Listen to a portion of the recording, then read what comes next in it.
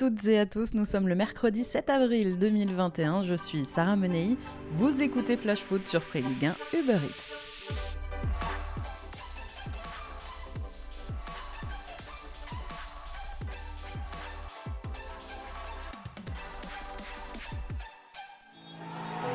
C'est fini et c'est terrible, le PSG devra rêver plus grand au moins une année encore. L'obsession de soulever enfin la Ligue des Champions s'est heurtée au savoir-faire du Bayern.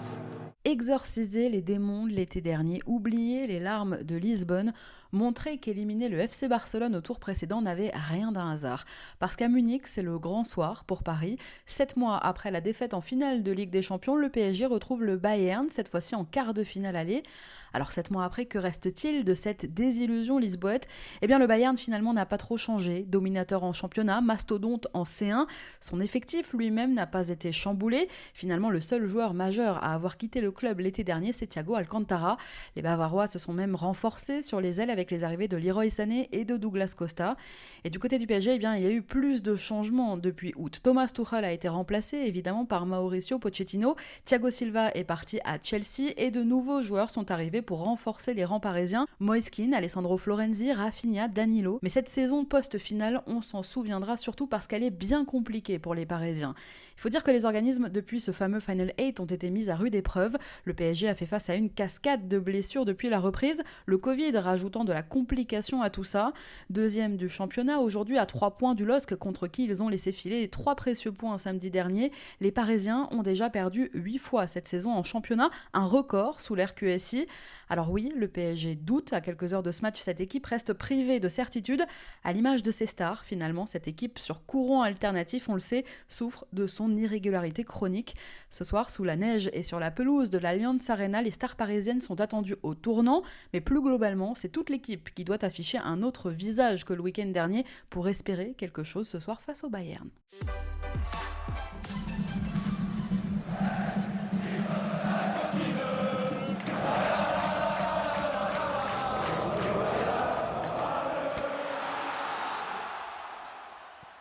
Avant ce match, dans les deux camps, personne n'a vraiment voulu parler de revanche. Et pourtant, cet échec en finale a bien marqué les Parisiens. Une courte défaite 1-0, des occasions vendangées en première période, un Manuel Neuer impitoyable, un ancien Titi parisien qui crucifie les siens et une certaine sensation d'impuissance. Voilà le constat qu'avait pu faire le Paris Saint-Germain le dimanche 23 août 2020 à Lisbonne.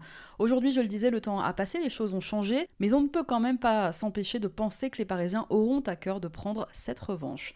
Côté dynamique, mis à part son élimination en Coupe d'Allemagne et quelques accros ici et là en championnat, le Bayern carbure depuis le début de saison, ajoutant notamment la Supercoupe d'Europe, la Supercoupe d'Allemagne et la Coupe du Monde des clubs à son palmarès déjà bien garni. Les joueurs d'Hansi Flick, invaincus à domicile cette saison, restent sur 14 victoires lors de leurs 16 derniers matchs, toutes compétitions confondues, dont 7 succès consécutifs. Actuel leader de Bundesliga, les Bavarois restent en plus sur 2 clean sheets consécutifs et sortent d'une victoire très importante, 1-0 en championnat samedi face au deuxième, le RB Leipzig.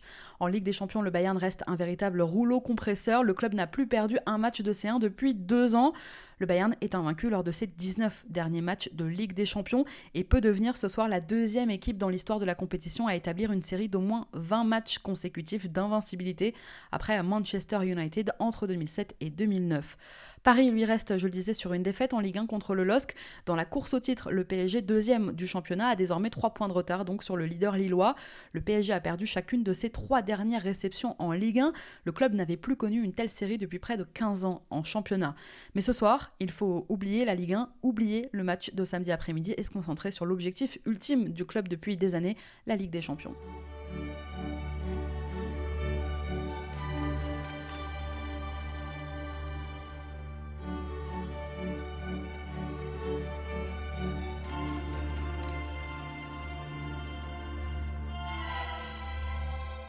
Côté compo, ce sont 2 équipes qui doivent ce soir composer avec des absences importantes. La trêve internationale a fait quelques dégâts. Côté parisien, déjà, Marco Verratti et Alessandro Florenzi sont forfaits, positifs au Covid.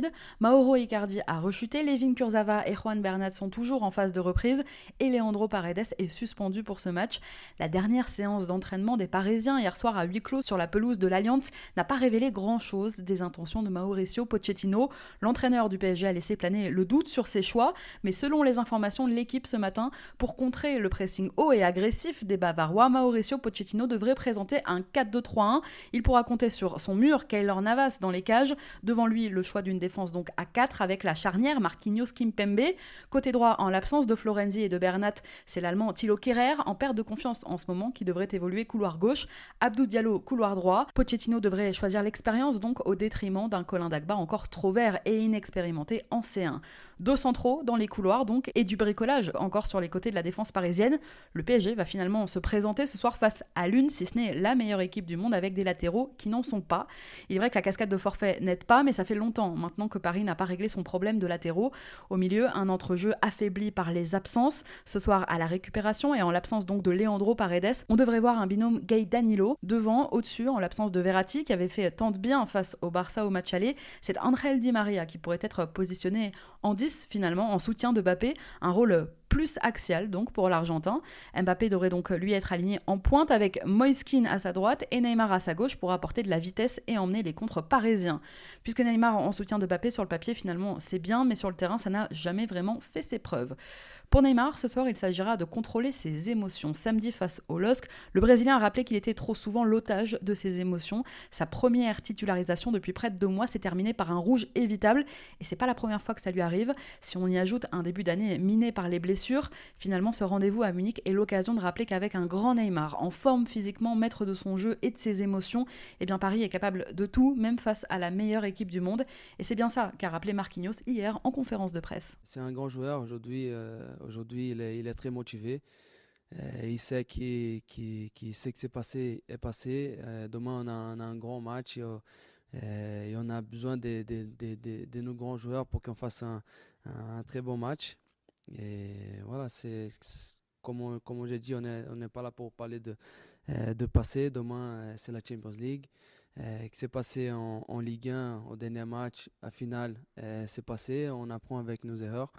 Et maintenant, à penser à ce qu'on doit faire demain. Comme son coéquipier brésilien, Kylian Mbappé traverse lui aussi une période délicate. Avant la trêve, pourtant, tout allait bien, tout allait mieux. Kylian brillait avec le Paris Saint-Germain. C'est sans Neymar, mais grâce à un immense Mbappé à Barcelone que les Parisiens sont en quart de finale aujourd'hui. Sauf que depuis, ces 3 matchs avec l'équipe de France et le choc face à Lille ont ravivé le souvenir d'un automne compliqué. Alors ce soir, Mbappé et Neymar ont l'occasion de faire oublier les jours sans. À l'heure en plus où leur avenir à Paris, surtout celui de Mbappé, n'est pas encore acté, ce double affrontement aura son importance au moment de faire son choix et de se souvenir un jour de leur héritage laissé à Paris. Côté parisien, attention aussi ce soir au risque de suspension. En 4 cartons jaunes face au Bayern, 2 joueurs seront absents au match retour mardi prochain. Ça concerne justement Neymar et Idrissa Gueye. Côté compo, toujours chez l'adversaire allemand cette fois. Dans les cages, les Parisiens retrouveront un autre de leurs bourreaux de l'été dernier, le capitaine, le grand Manuel Neuer, qui a su écœurer Neymar et Mbappé l'été dernier. Mais face à un Keylor Navas en grande forme aussi côté parisien, ça promet un duel de grands gardiens ce soir entre le Paris Saint-Germain et donc le Bayern. Devant Manuel Neuer, la charnière à la bas Soulé. Sur les côtés, Hansi Flick devrait faire confiance à 2 Français, 2 champions du monde, Lucas Hernandez côté gauche, préféré à Alphonso Davies, et Benjamin Pavard côté droit. Au milieu, à la récupération, à la transmission du ballon, Flick devrait faire le choix d'un binôme entre le multitâche Joshua Kimmich et l'indispensable Léon Goretzka.